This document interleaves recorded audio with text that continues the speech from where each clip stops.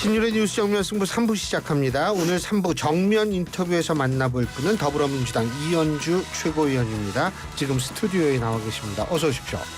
네, 안녕하세요. 예, 일단 축하드립니다. 네, 고맙습니다. 예, 네. 아유, 이 더운 여름에 전당대회 치르시느라고 진짜 그러게요. 힘드셨을 것 같아요. 네, 정말 덥더라고요. 그렇죠. 네. 아니 오늘만 해도 자동차 타고 오는데 40도는 이게 말이 되는 온도입니까 이게? 그러니까 태풍이 온다고 그러더니 더 덥더라고요. 글쎄요. 이게 그리고 이제 일반적인 온도는 백엽상 안에 들어가 있는 온도이기 때문에 요거는 우리가 일반 이 아스팔트 막 이 온도하고 좀 차이가 있는데 근데 요번에 당선이 되셨는데 네. 제가 기사에서 봤는데 결국 여론조사가 결정적인 역할을 했다라는 입장이신 것 같더라고요.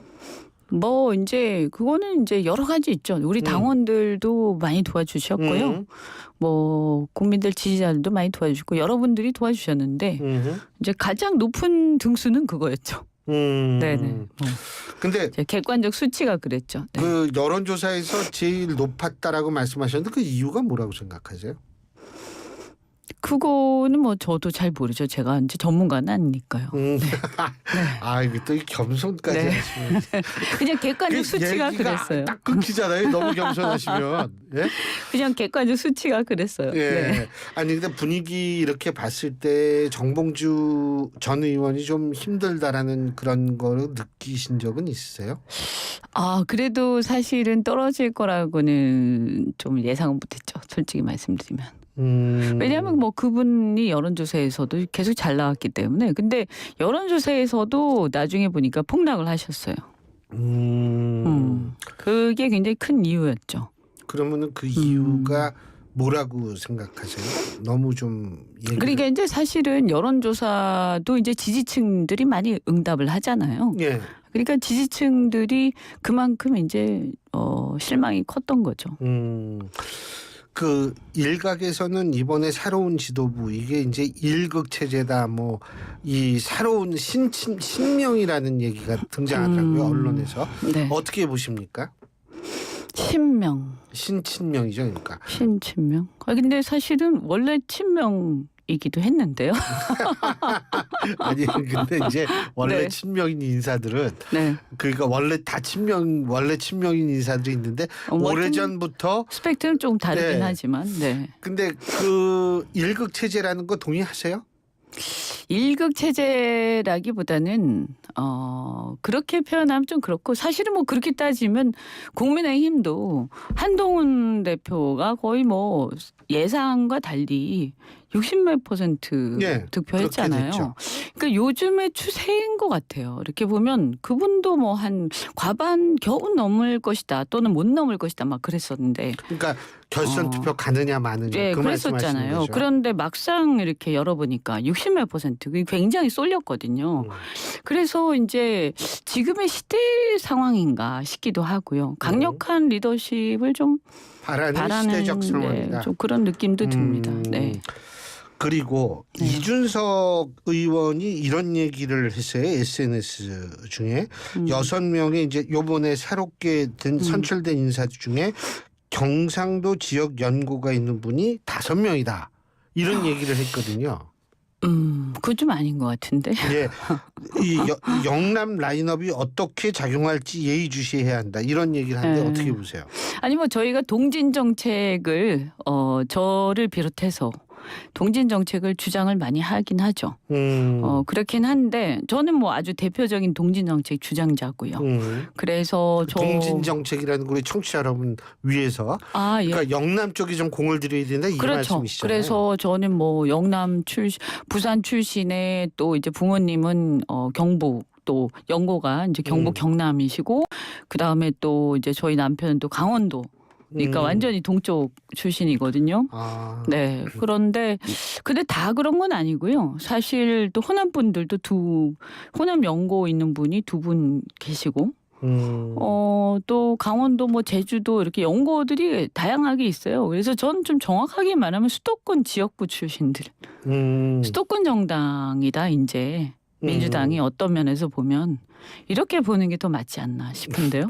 그 의석수로 보면 뭐 당연히 그 말씀이 맞죠. 네, 지금 5명이요 다 수도권 지역구거든요. 예, 그렇죠. 예, 뭐 그렇죠. 예. 네, 근데 제가 이제 또 궁금한 게 뭐냐 하면 그 지금 호남에서 네. 평균 투표율보다도 호남 투표율이 좀 낮았던 것 같고 이재명 대표의 득표율을 보더라도 조금 호남 쪽에서 평균 득표율보다는 좀 낮았더라는 분석이 있는데 어떻게 보세요?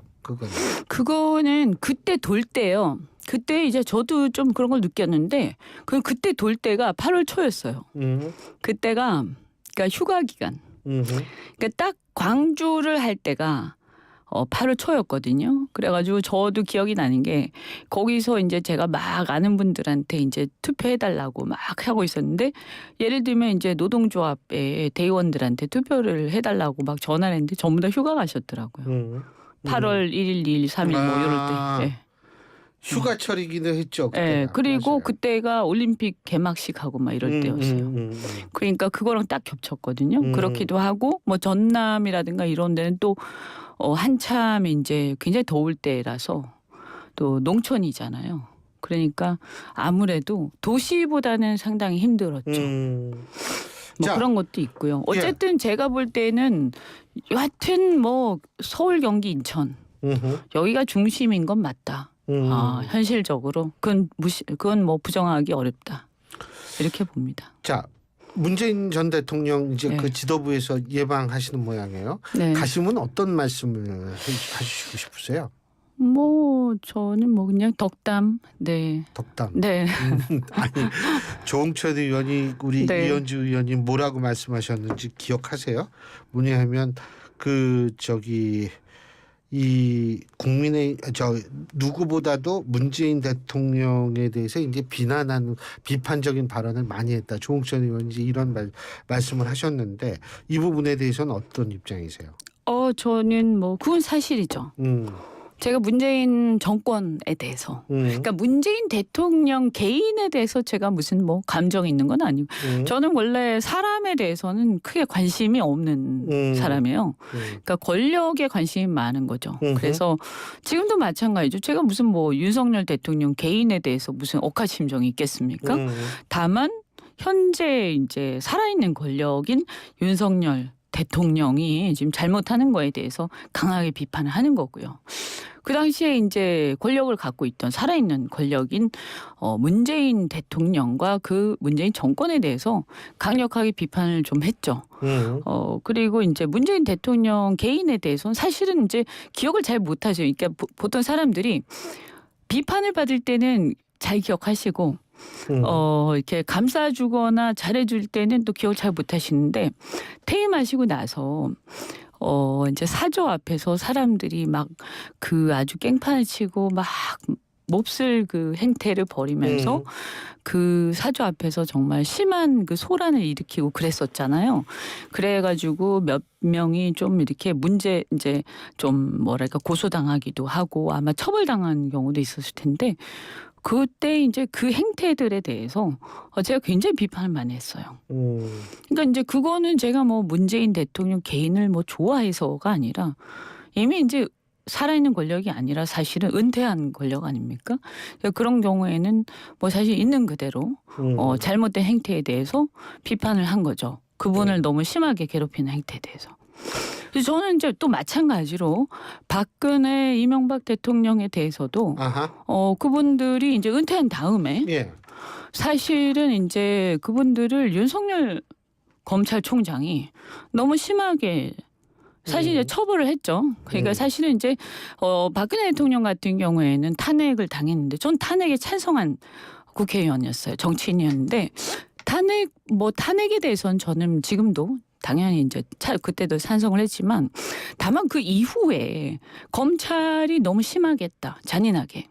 그러니까 너무 망신을 심하게 주면서 사실은 그때 그런 행태들이 정치로 하여금 이렇게 보복의 악순환을 가져온 어떤 원인이 됐다고 저는 생각하거든요.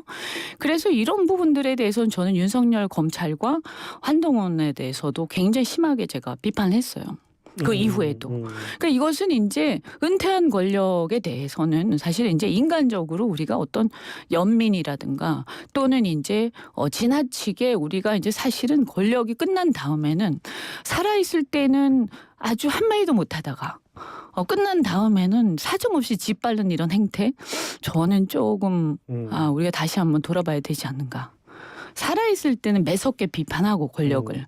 그러나 이제 끝나고 나서는 그러나 너무 과하지 않게 딱 뭐 물론 법적으로 문제가 있으면 그건 어쩔 수가 없지만 그러나 이제 권력이 끝났다고 해서 언제 그랬듯이 그죠?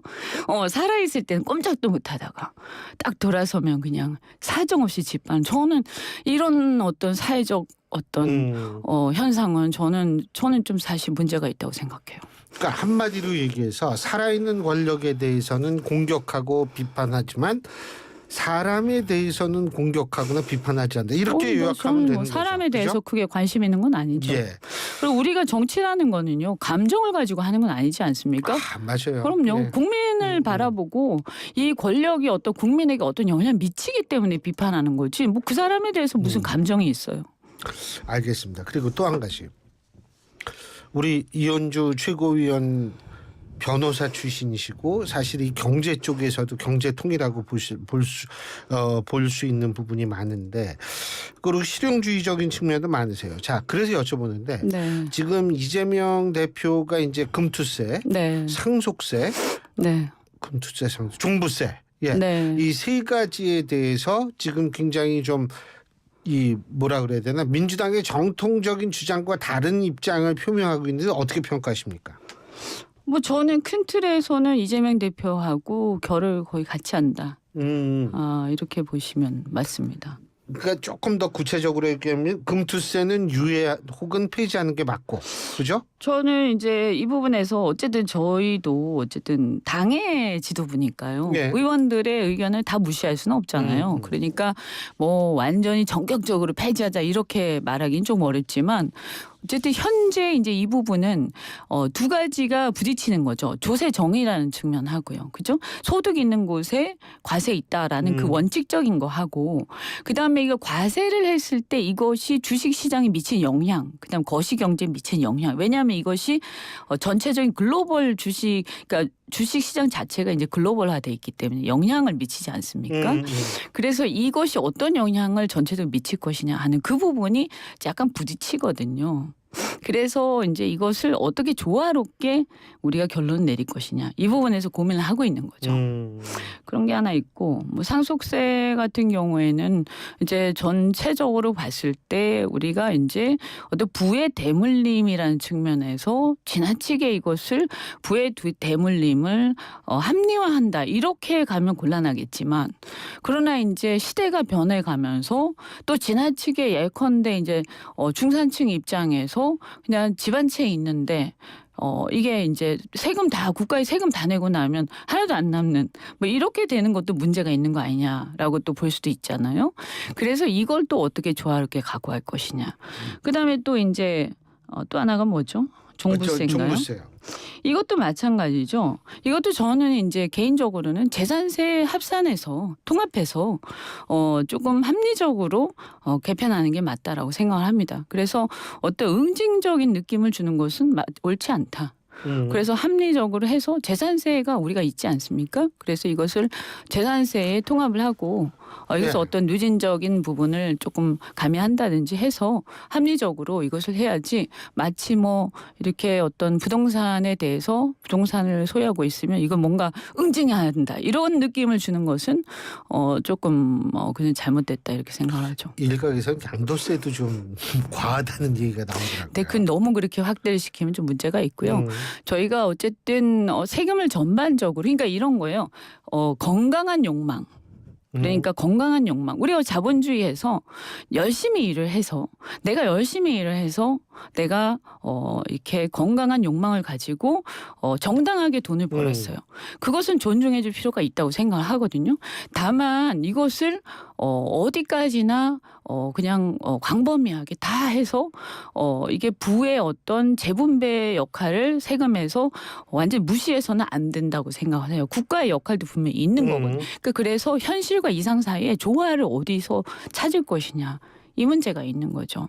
그래서 저는 이제 이재명 대표도 아마 그런 생각 하실 텐데 결국에는 자본주의 사회에서 우리가 부의 건강한 어떤 그 욕망 인간의 건강한 욕망, 정당한 욕망을 어느 정도 인정을 하되 예. 그러나 공동체에 대한 또 전체적인 우리 공동체 전체를 생각하는 의식 예. 이런 것도 또 무시할 수는 없는 거예요. 그냥 나는 내 혼자 잘 살면 돼. 이것도 또 아니거든요. 예. 그러니까 이 중간에서의 어떤 조화를 어디에서 찾을 거냐 하는 데서 우리가 이제 고민이 저는 필요하다고 봐요. 알겠습니다. 좀 다른 얘기인데 25일 날 이재명 대표하고 한동훈 대표가 만나지 않습니까? 네. 한동훈 대표 우리 회담 생중계하자. 어떻게 평가하십니까? 아니 그거는 저는 뭐 회담을 생중계하는 것은 뭐 그것이 큰 문제가 될 건 없다고 봐요. 근데 다만 그런 것도 사실은 양당이 서로 이렇게 회담을 하기로 했으면 좀 서로 좀 조율을 해가지고 그렇게 합시다라고 얘기가 된 다음에 딱 발표를 해야 되는데 일방적이다. 이거죠? 저쪽에서 그냥 흘려버렸어요. 네. 그러니까 저희 당 입장에서는 약간 불쾌한 게 있지. 왜 흘리지 저런 얘기를? 왜 흘렸다고 보세요? 그러니까 약간 언론 플레이를 한 느낌인 거죠. 근데 이런 상태에서 이제 두 분이 만나면 어떻게 성과가 도출될 거라고 보세요? 근데 이제 솔직히 우리 당은 이재명 대표가 이제 사실 정권을 갖고 계시고요. 그 다음에 굉장히 압도적인 지지를 받고 계시잖아요. 예. 저는 한동훈 대표한테 달려 있다고 봅니다. 왜냐하면 여당은 윤석열 대통령이 있지 않습니까? 예. 그러면 대통령과 여당 대표와의 관계 설정 이거에 달려 있다. 그래서 결국은 이제 이번에는 비대위원장이 아니라 명실공히 대표 아닙니까? 예. 그러면 독립된 어떤 새로 선출된 대표예요. 그리고 언제까지나 대통령한테 매달려서 대통령이 하자는 대로 끌려다닐 수 없는 거잖아요. 그리고 앞으로 어떻게 보면 이제 과반을 넘어서 하반기로 이미 예. 접어들었는데요. 한동훈 대표도 어떻게 보면 향후에 자기가 이제 차기 대권을 바라보는 사람으로서 대통령으로부터 독립해서 자신의 정치를 펼쳐나가야 되는 사람 아닙니까? 예. 그렇다면 본인이 얼마나 대통령의 그늘에서 벗어나서 자신의 소신을 펼쳐나갈 수 있을지 이런 부분들을 이제 이번 회담을 통해서 평가를 받는 거죠. 거기에 달려있다고 봅니다. 독자적인 목소리를 얼마큼 내는가. 네, 그렇죠. 이게 중요하다. 네. 잘 알겠습니다. 바쁘실 텐데 또 이렇게 나와주셔가지고 이 더운 이 진짜 태풍도 오고 이러는데 네. 정말 좋은 말씀 해주셔서 고맙습니다. 네.